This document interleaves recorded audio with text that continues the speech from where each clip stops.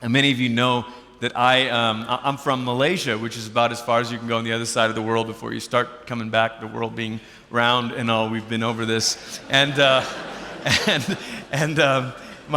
grew up there, and when I was 10, my whole family decided to move from Malaysia to America. My parents were following the call of God on their lives to go to Bible college, and so they were giving up their jobs. And for my sister and I have an older sister, we just thought this was a great thing, an adventure. And especially for me at 10, I just thought, we're going to America. This is awesome, like pizza and cheeseburgers and French fries and freedom, of course. And so we moved to Portland, Oregon when I was 10 years old, and we lived in this little apartment. My parents were Bible college students, and those were great years. And I also joined the middle school band during those years and learned how to play the trumpet. God gave my parents great grace and patience as I learned to play the trumpet. But after 3 years or so, it was time to go back, and so we moved back to Malaysia in 1991. I was 13, and I was so sad that we were leaving America and going back to Malaysia that the first morning back in Malaysia, I got up, took out my trumpet, and played the Star-Spangled Banner. True story. It's a true story. I just was like, I can't believe I'm not living in the land of the free. And so I played the Star-Spangled Banner and probably played it more than my neighbors would have liked. And so then I finished up my high school years, 4 years there in Malaysia, and then came back to college in the States. Went to a school in Tulsa, Oklahoma, Oral Roberts University, met Jason there, met Holly, my wife there. That was slightly more important than meeting Jason. And so after all that, so I had a student visa at ORU, and then I worked for the university for a year. They helped me with a religious workers visa. I don't know how much of this stuff you guys know, how this works.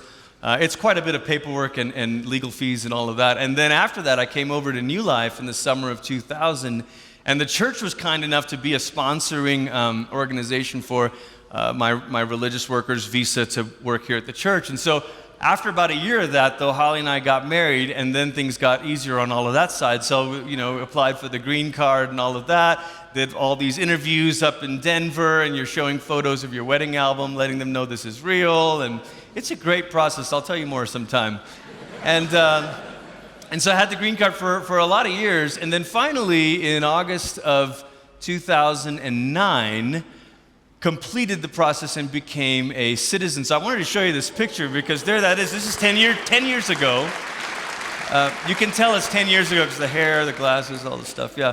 But it was a really, really happy day, a really proud moment. And I thought of this because it was just a few weeks ago that the memory sort of popped up, and I realized, it's been 10 years. And 10 years of being a citizen. And earlier this summer, Holly and I and our two older kids were in New York City, and we'd been there a couple times. The girls had not. And so we did all of the stuff, Statue of Liberty and all of that. And touring the Liberty Island was a really remarkable thing. And I took this picture there thinking, this is so great. Like, I love this. I love the principles, the idea of equal rights and dignity and liberty. And you start to realize, and many of you, as you already know, you start to realize what a remarkable place America is and how its place in human history is a unique one. But you also recognize that for all of its good, it's still not the most revolutionary community in human history. I mean, it is amazing. And when you read the first few words, you think about where it says, when in the course of human events and and we want to create a place where everyone has been given, these inalienable rights, and we've got to be able to allow people to pursue. But then you think back at those early years of America's founding, and you're like, well, it wasn't quite true for everyone, though, was it? It wasn't true for the slaves that were brought here from Africa. It wasn't true for the Native Americans. It wasn't true for women. And so you're like, well, it was a great ideal, but it was still falling short, even by its own measure.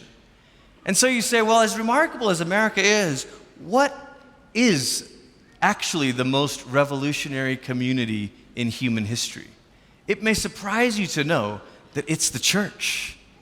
That it's the church. And you're like, no, come on, it's not the church. What do? Sing a few songs, pass a white bucket, and listen to a certain, like, how is the church the most revolutionary community in human history? It's because of what the church did. Prior to Christianity, human society is organized by families, ancestry. They organized by geography and region. This is our corner of the land. They organized by ethnicity.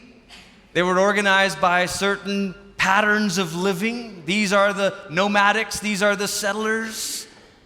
But when the church arrived, it was revolutionary in the ancient world because it began to transcend other ways of defining communal identity. It was absolutely stunning. And the Romans, you can read writings. Last year I read a book that compiled the opinions of the Romans as they wrote letters to one another, trying to figure out who these Christians were. I mean, it's one thing to read Christian letters, which is what we're doing when we read the New Testament. It's another thing to read Roman letters as they're looking at this new community and scratching their heads and saying, how do men and women eat together and it not turn into an orgy? Literally, they were writing letters saying, surely something scandalous is going on. And they're like, no, it's not actually, because we know how to treat one another with respect. That was revolutionary. And then they said, how is it that in these gatherings there are masters and slaves that worship together as equals, that pray together as equals before God, as if Jesus is the only master over all? How is it that that can happen? How is it that rich and poor could gather in the same household at the same table? Who are these people? One of the reasons Rome began persecuting Christians, and this is where so many of us, maybe you have wrong information about this, the wrong impression of this, but we tend to think that Rome persecuted Christians because Rome was a secular state. We sort of imagine it like the communist Soviet Union or the communist China, and we're like, oh, Rome was sort of like that. They were anti-religion. That was the exact opposite of the truth. Rome was pro-religion. They wanted all religions, all gods, all forms of worship. They wanted all the idols, except for one name, the name of Jesus. Why? Because the name of Jesus was the only name that threatened to undo society as they knew it. Every other idol left the status quo. Every other idol let you keep your prejudices and let you keep your tribal identities and let you keep your divisions between male and female and slave and freeborn. Every other idol let you preserve the status quo. But one name came to disrupt it all, the name of Jesus.